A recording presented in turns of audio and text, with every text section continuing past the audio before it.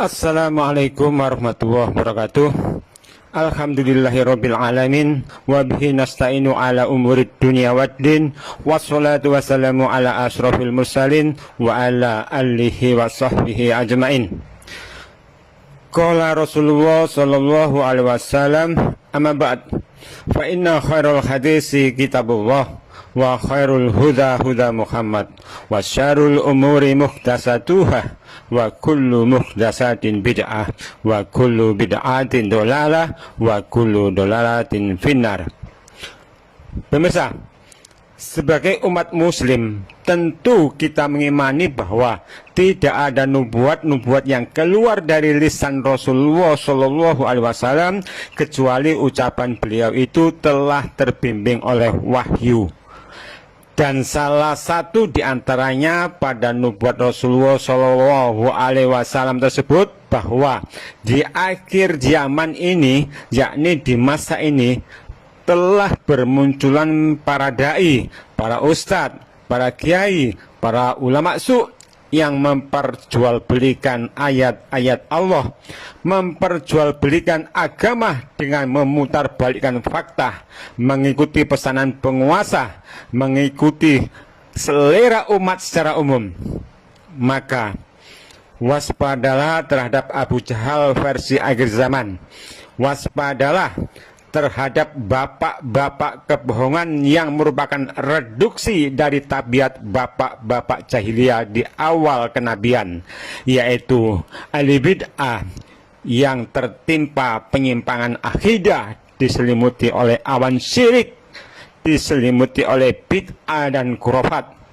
Mereka menjadikan hawa nafsu sebagai penentu keputusan.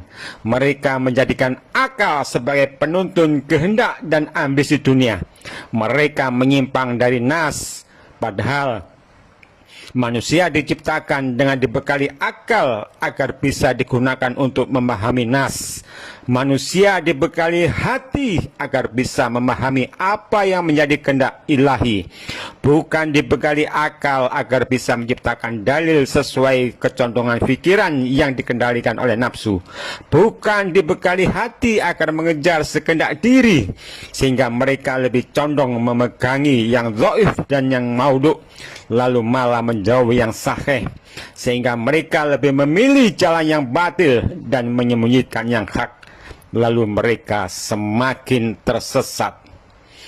Ya, mereka inilah kaum yang menyandang gelar al-subuhat, yakni orang-orang yang memiliki kecondongan menebar kerancuan pemikiran demi membela amalan yang sudah menjadi tradisi golongan. Mereka juga menyandang predikat alul ahwa, yakni orang-orang yang mengikuti kemauan hawa nafsu, memperjualbelikan ayat-ayat Allah yang ditukar dengan harta dan jabatan. Mereka inilah kaum yang fanatik golongan dan taklid buta terhadap kefiguran. Mereka inilah yang menjadikan adat dan tradisi dari serapan budaya yang dianggap kearifan lokal, yang juga membuahkan dogma keyakinan bahwa Islam yang datang dari Arab adalah Islam penjajah. Mereka inilah kaum yang bangga dengan atribut golongan, sehingga amalan-amalan yang dianggapnya sudah jadi identitas golongan terus didakwakan ke umat yang sudah terlanjur kusuk berkepanjangan.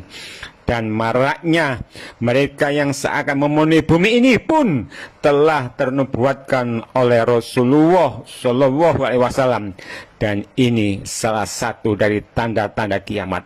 Sebagaimana sabda Rasulullah Shallallahu Alaihi Wasallam, Inna min asratis sa'ah ayyul tamasal ilmu indal sokhir.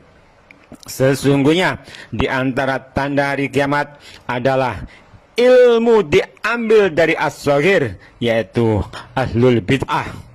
Dan kenyataannya kebanyakan umat Islam di masa akhir zaman ini seakan terhipnotis oleh mata rantai yang teramat sulit mereka lepaskan dari belenggunya, sehingga mereka tak sadar menjadi bagian dari tanda-tanda hari kiamat, yaitu mengambil ilmu dari as-saghir, yaitu ahlul bid'ah.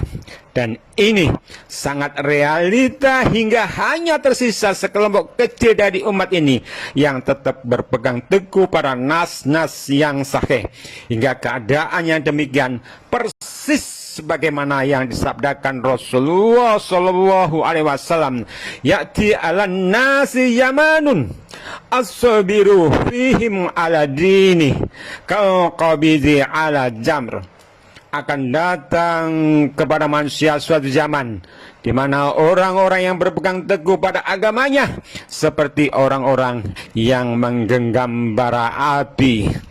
Nah, pemirsa, maka di masa akhir zaman ini tetaplah istiqomah di atas kemurnian sunnahnya, kemurnian tauhidnya, sekalipun kita jadi bagian sekelompok kecil dari umat muslim yang seperti buih di tengah lautan.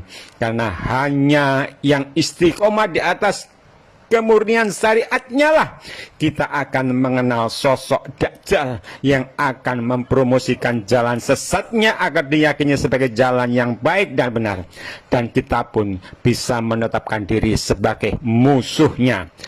Dan celakalah mereka yang dalam beramal ibadah satu barisan dengan ahlul bid'ah, sebab meski sosok Dajjal sangat mudah dikenali karena di keningnya tertulis kafaroh, berhubung mata mereka tertutup oleh nafsu dunia, maka sosok penyesat itu akan dianggapnya sebagai Imam Mahdi. Mereka jadi kaum tertipu sebagaimana kusuknya mereka terhadap amalan-amalan tipuan.